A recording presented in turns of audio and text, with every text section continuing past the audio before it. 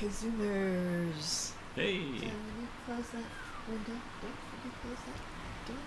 Hey there. We have a special guest artist.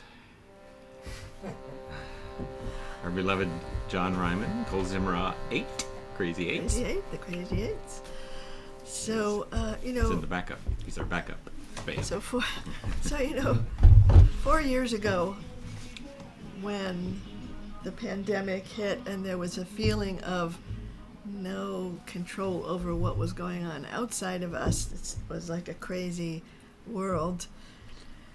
Immediately I had this thing of like, oh, we have to get together and practice, because even when we have no control over what's out there, we do have agency on what is the inner atmosphere of how we meet our challenges, and that we needed to do that with support. And so we began KZOOMing back in March of 2020, and we couldn't stop. Yeah, 4 years couldn't ago stop this month. My because goodness. it felt like oh, this is so precious to see your faces, to get together, to feel that support for our spiritual practice. And there's something about chanting that we're chanting out, but we're also chanting in. So we're taking these sacred words and we're putting them inside us. So it's going in two directions. As you're chanting in, and so that the meaning, intention, vibration is coming inside you, inside the body, but also inside the internal kind of mental space and heart space, that we're planting those words inside us, so that they can kind of keep on opening, nourishing, guiding us into inquiry. And this, I'm always asking these existential questions, and sometimes just before I go to sleep, she's going to tell you. I turn to Rachmiel and I start asking, well, who are you really? What's the meaning of, so I had to make a rule. You had to make a rule. No existential questions when we're going to sleep. That's an absolute, I'm not, she does it a lot. But we stayed with John for a couple days before we moved in here, and I just spent the whole time doing my existential questions with him to give Rachmiel a little break. Appreciate it. A little break. And so here we are on the path of love, and the path of love sort of, is the most rigorous path there is, because it guides us to we are channels for the flow of love from the Holy One, from the Source. We are channels of that love. And to be on the path of love means to be a clear channel of that love. And when we set out to be a clear channel, what happens is we find out where we're not, where we're blocked, where that energy gets distorted in us. And then we are sent to the healing that we need to do. So I want to begin with this practice from the Song of Songs. The text says, "Your breasts are two fawns, twins of a gazelle, pasturing among the lilies. Before the day blows on and the shadows flee, I will go myself to the mountain of myrrh, to the hill of frankincense. You are all beautiful, my friend. There is no blemish in you." So those words, you are all beautiful, my friend. There is no blemish in you. When we speak to God, to the beloved, we are speaking to reality itself. And we're saying, oh, what if nothing's wrong? That's the question. That's my existential question. What if really nothing's wrong? And I always think about a few years ago when I was contacted by this woman who was dying, and she said, "Would you help me die? I have no one, because all of my friends and family have joined me in the battle against this cancer that I have. And they all are in agreement that this is wrong. What's happening is wrong." And suddenly I found within me, she said, a sense that it's not wrong, that it's right. And she said she had no one to share that sense of rightness with, because she had already kind of gotten everybody in the army of fighting what was wrong. And so I guided her on this path of just asking the question, what if nothing's wrong? And as I was exploring this with John this week, what he reminded me to say is that maybe nothing's wrong, and sometimes life is very difficult. Sometimes there are really hard challenges to face. And that we don't have to make the story that it shouldn't be, because it is. And the isness of life is what we want to meet with our love, with our compassion, with everything we've got. So I want to just hold that question of what if nothing's wrong, and to say that's something to work with.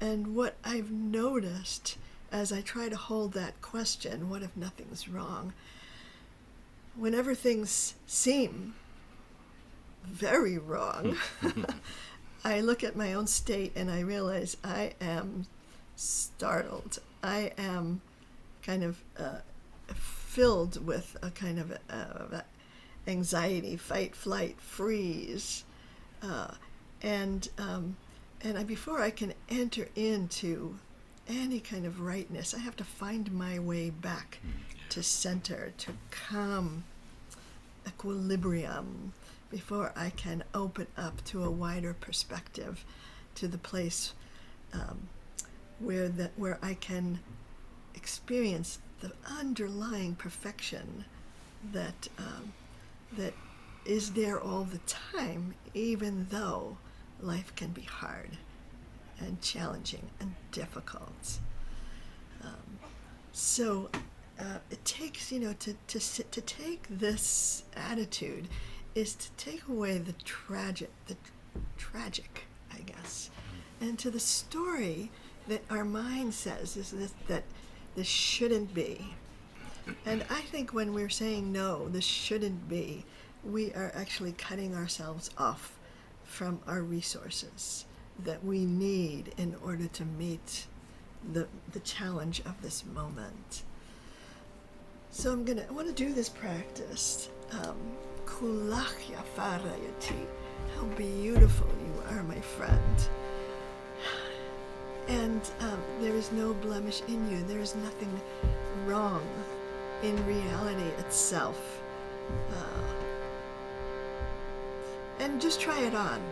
Just try it on. See what it feels like to say that. Put this. Kulach, yafa, rayati. Kulach, yafa, rayati.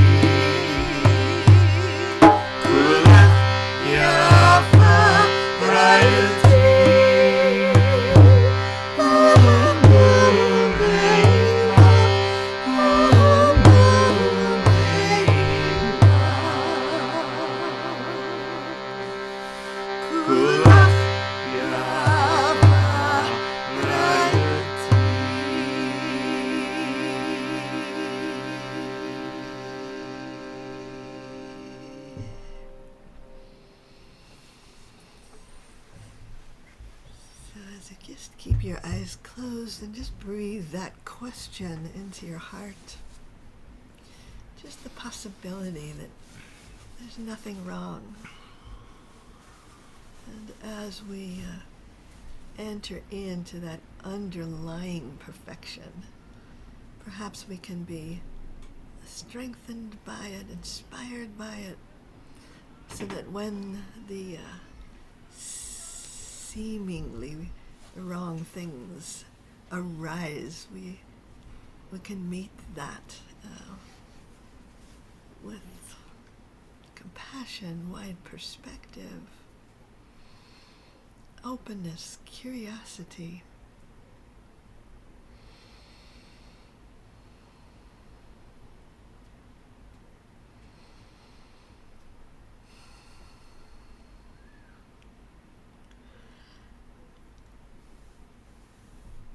So we were listening to a podcast of Tara Brach on overwhelm yesterday, and she reminded me that there are kind of two steps to this process. Again, when we feel overwhelmed, and it happens, in an instant, that overwhelm happens, that there's first a journey that we take to calm spaciousness.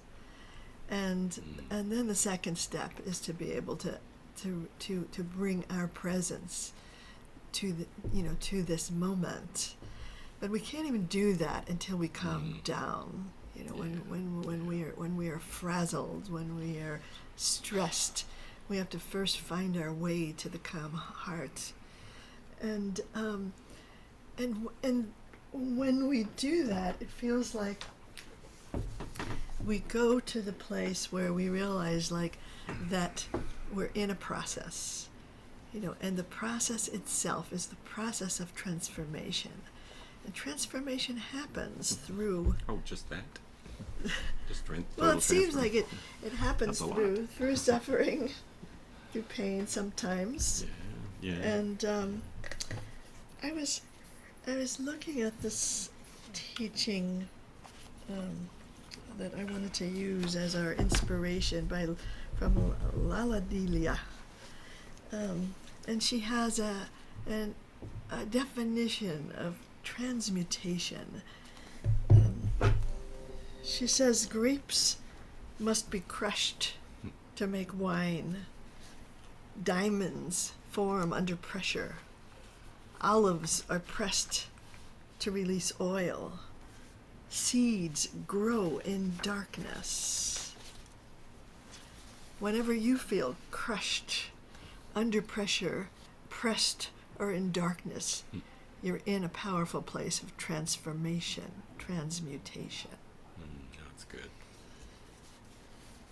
So to even realize it, instead of just freaking out, to realize, oh, I'm in this place where I am feeling crushed under pressure, pressed, or in darkness. But really, it is the process of transformation. And instead of resisting it, I want to welcome it. I want to say yes to the process of transformation. So whatever's happening to me or to this world, really, what if we received it as as this force of transmutation, the force that creates wine, diamonds, olive oil, all good things. Not too much olive oil. Some olive oil. Don't overdo it. Don't overdo it. But yes, but there's something, and it's happening to me through my life, through everything that happens to me.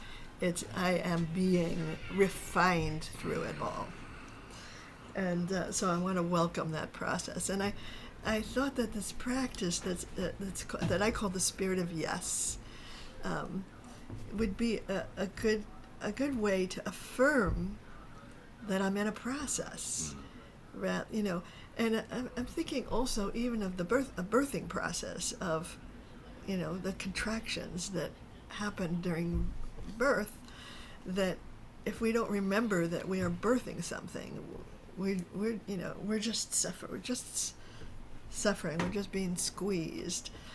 But it's actually part of the process of giving life, really.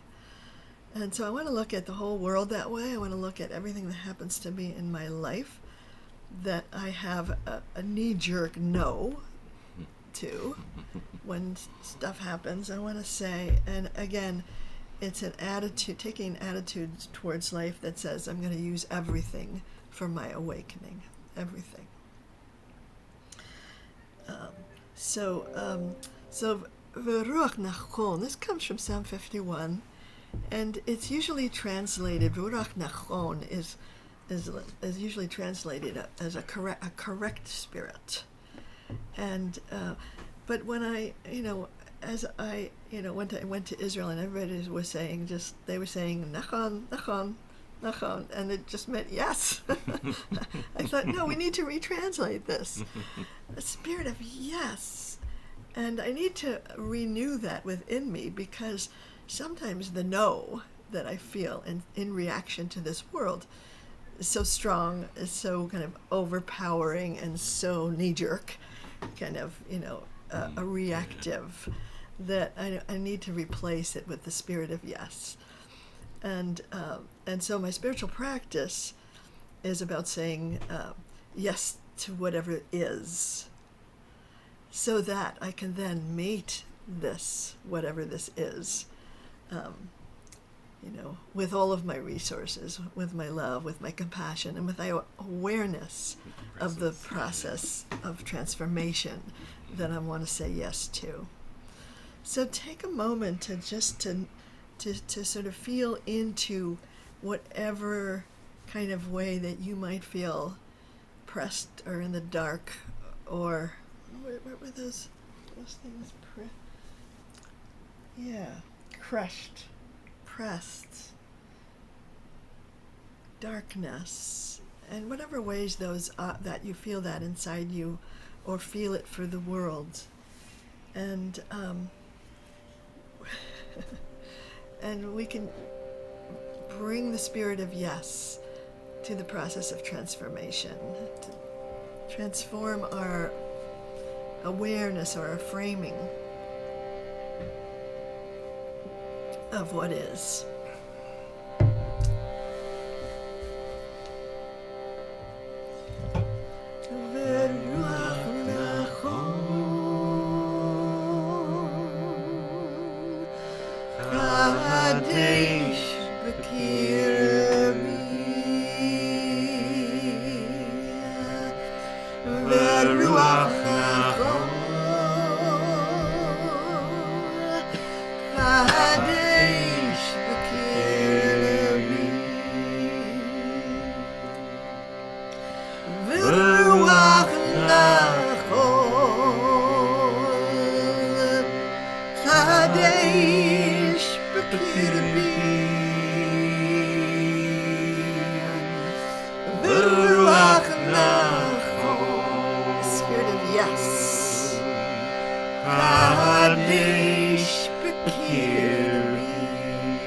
Renew that within me.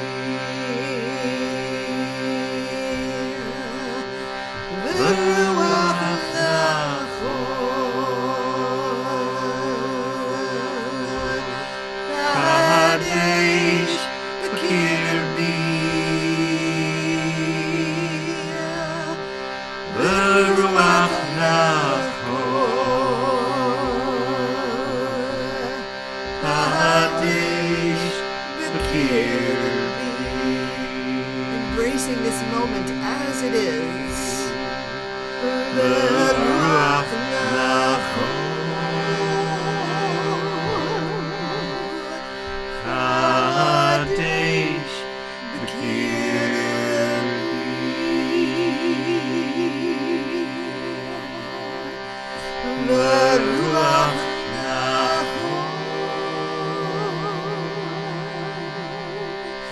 chadaysh,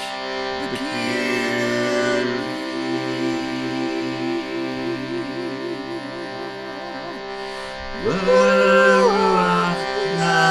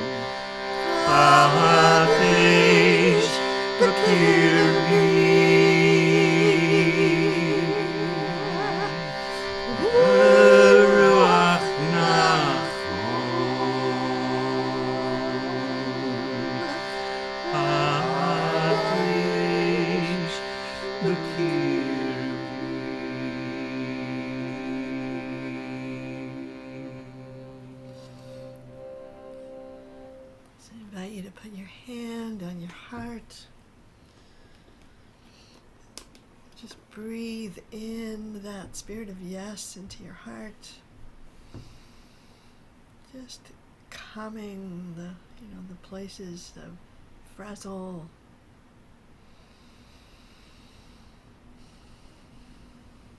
Opening up in curiosity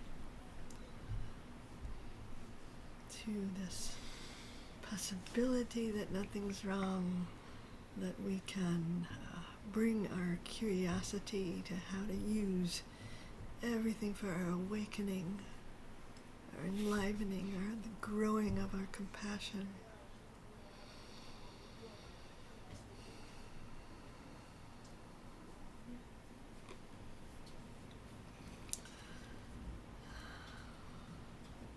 Boy, I had forgotten how powerful that practice is in calming my heart. You know?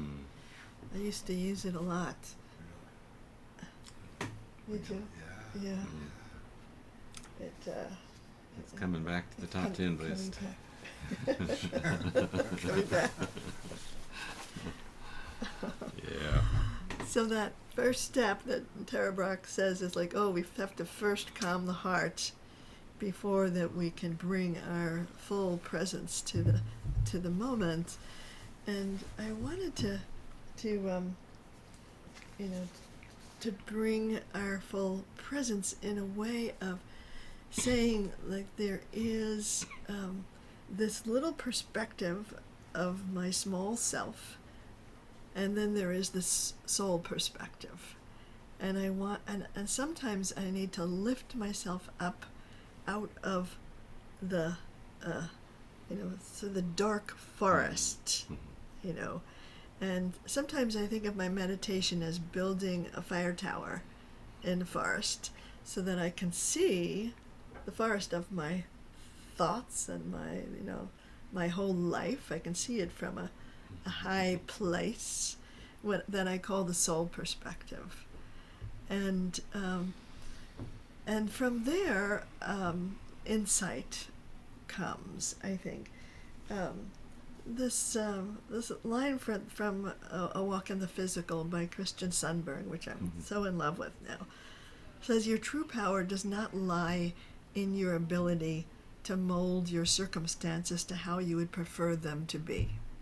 I'll say that again. Your true power does not lie in your ability to mold your circumstances to how you would prefer them to be.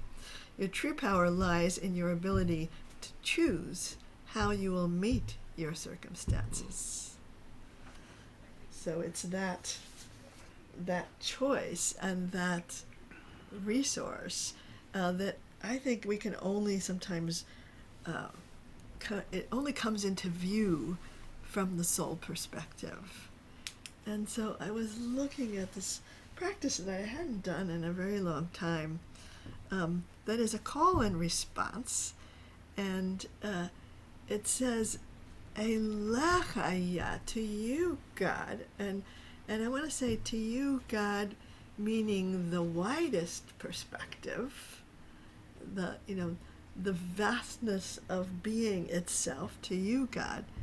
Elecha Yah, nafshi asa, and nafshi is the kind of lowest separatist part of the self, and I'm going to lift that up to you, and it's a kind of an offering also, of offering my tight, small, constricted, narrow view, and I'm offering that up to the wide perspective, to the merchav Yah, to the wide places of God, and as I do that, I feel like I am then connected to my true power, which is that choice. So, like, when we're caught in that reactive place, there's no choice. I'm just reacting to things from my conditioning, and so the freedom is being able to then to choose our response and to find, like, those resources that we want to meet the challenge of this moment with. So this is a call and response, and this is especially why I wanted John to be here, because I wanted a big response. Big response. Big response. Yes. My brother here. We'll do it together. And it is the whole chant is meant to kind of lift us up into that soul perspective. And so in the silence after the chant, we want to just close our eyes and then open the eyes of the heart, and to be able to see from that wide with the place of infinite possibility, the place where we have choice, really. Oh, I did this in a different key, didn't I? I didn't. I think I did it in an E and an A. That sounds right. So I'm going to call, and you guys are going to respond with Rachmil and John. So it's Elecha Yah, Elecha Yah, nafshi yasa, nafshi yasa, Elecha Yah, Elecha Yah, nafshi yasa, nafshi yasa, Elecha Yah, Elecha Yah, nafshi yasa, nafshi yasa, Elecha Yah, Elecha Yah, nafshi yasa, nafshi yasa, Elecha Yah, Elecha Yah, nafshi yasa, nafshi yasa, Elecha Yah, Elecha Yah, nafshi yasa, nafshi yasa,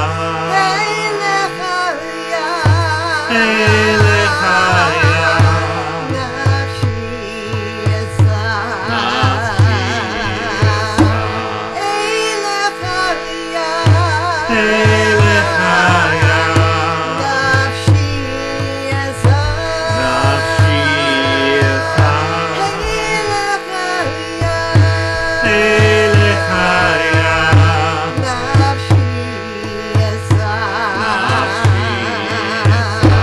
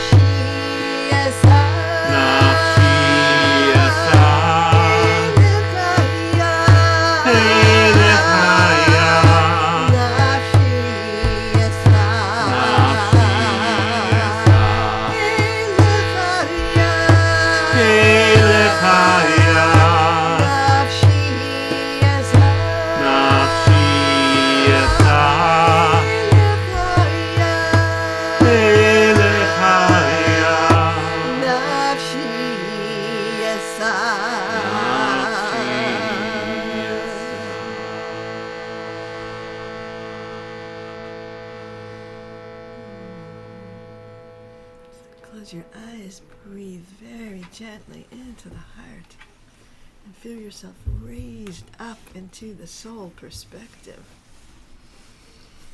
And just imagine you're up in that fire tower looking down at the forest of your life, seeing all the twists and turns of the paths in the forest,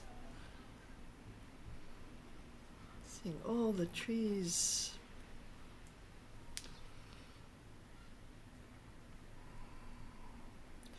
just taking in from that wide perspective the whole of your life, past, present, future.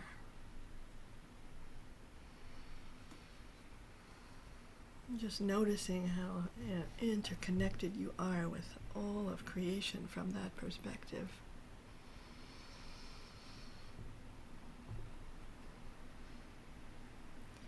Noticing the rightness even of the most difficult places.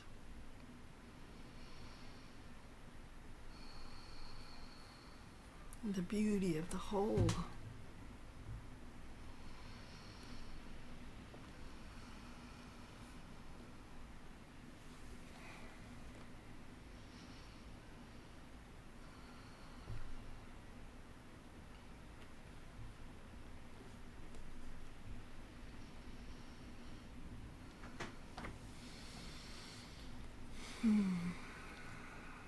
So we get these glimpses,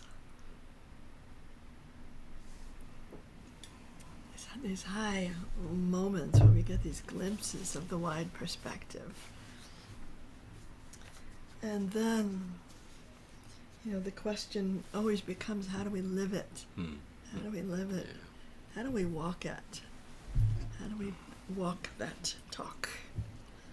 And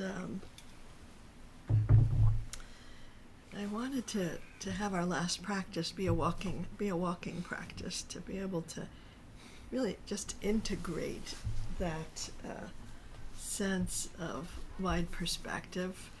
There's a teaching from Julio Consiglio that says when you are in alignment with your authentic self, nothing is impossible. Mm-hmm. So I wanted to just explore that. What does it mean to be in alignment with your authentic self? It's like we each have a blueprint, and sometimes you sort of need to tune in to that blueprint and align ourselves with these possibilities of who we are becoming. So I thought of this promise that happens at the end of the book of Leviticus, Vayikra, and it sort of says that when you are in that place of alignment,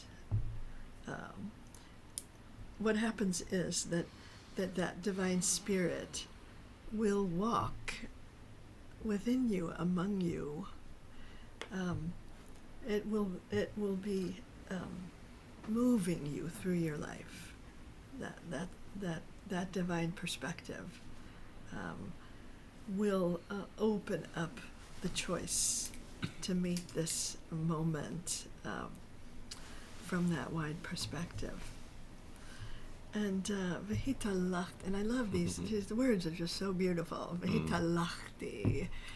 The other place that that word hitalach happens is in the book of Genesis, when God is walking in the garden with Adam, and it's a word that means vehitalachti is that when you're taking a walk, taking a walk in the physical. You just walk, and it's not about getting somewhere; it's about the walking itself. And I always feel like the whole idea of halakha sometimes gets misunderstood as being like, here are the rules, And I want to say, no, it's not about that. It's about how do you walk? Do you walk with awareness? Do you love the earth as you're walking? do you allow that walk to be filled with grace, with movement, with a kind of a movement that opens you to beauty, so that it's like there's a way of walking. I love to walk. Rockmel the other day called me a professional walker. That's right. That's her second profession. Maybe my first. Maybe, well, yes. Actually. But it's how do you walk, and the idea also of spiritual practice is to be able to say, they say, can you take it off your pillow into your life? And so a sense of meditation when you're walking is a way of bridging that deep stillness inside you with an engagement with the world. And so when I walk, I want to be able to channel blessing into the world and to receive the blessing of the world as well. And so I want to be able to feel it in my body. So I invite you, if you want to, as we chant this, if you feel moved, to get up and walk. And it says, I will walk within you, among you. And then v'hayiti lachem Lelohom, and I will be your God. I will be connected to you. I will be guiding you. I will be in a love affair with you. And that is what will animate your walk in the world. That's how I'd like to live. Okay. Sounds good to me. And she goes 8 to 10 miles a day, every day. I can't keep up. She's a walker. And John's a walker too. He's a walker too. He's a walker too. Let's see. So if you're standing, you might want to just really feel your feet on the ground, and feel like your crown in the heavens, and see if the movement that you can come from a sense of that divine presence that is moving you. Vitalati b'tochachem v'hayiti lachem Lelohim. Vitalati b'tochachem v'hayiti lachem Lelohim.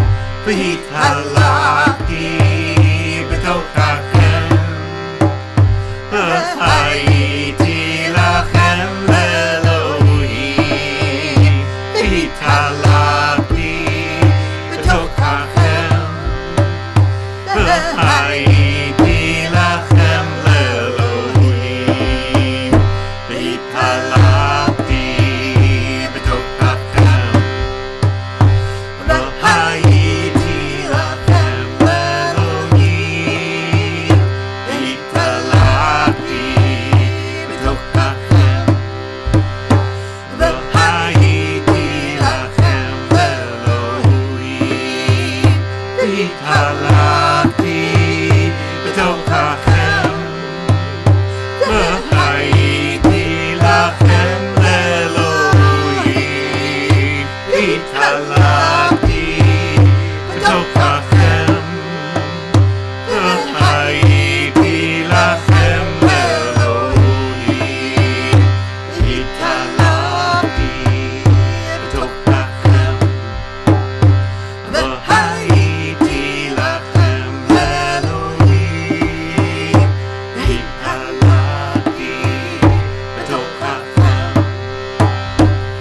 v'hayiti lachem Lelohim.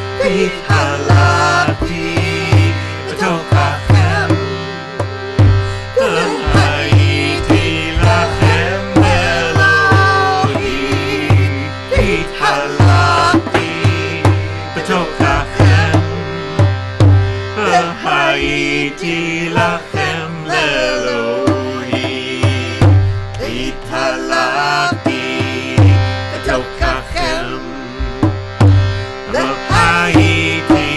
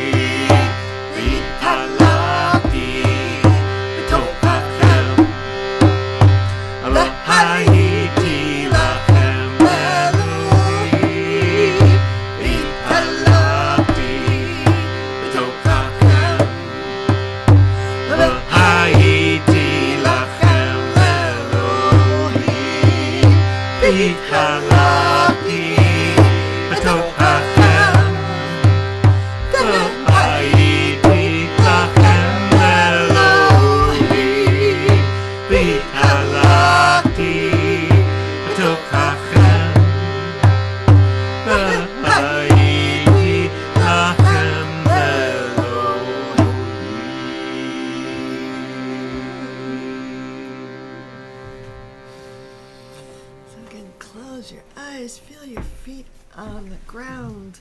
Feel yourself sort of rooted to the earth. Feeling that earth energy rising up through the soles of your feet.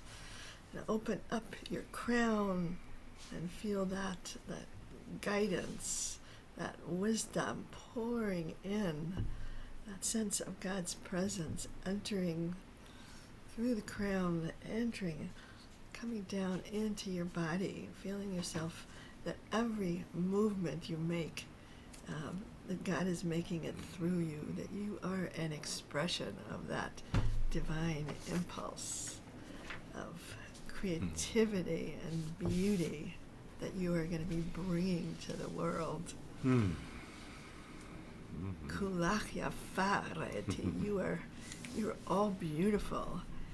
And we might want to just open our eyes, take a look around the KZOOM room and just say, oh my God, you are so beautiful.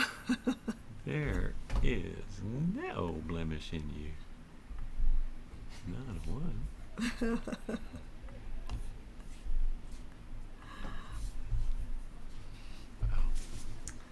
So we are honored to be KZOOMing with you, and we'll continue. Our KZOOM will be KZOOMing next week as well from the beach, KZOOMing from the beach, and I hope that sort of that the energy of the KZOOM kind of takes you into your walk this week of feeling that presence within you, and opens your eyes to the beauty that's there for you in the world, because we need it in order to be able to be filled and to be able to overflow as our service in the world and face the challenges with curiosity, with love. They just keep coming. Yeah. So if you are inspired, go to my website, give a little donation, and there may be other resources there you want to connect with. And there are some retreats coming up, a Shabbaton in Maryland in June, and there might still be places at the retreat in Minnesota this summer.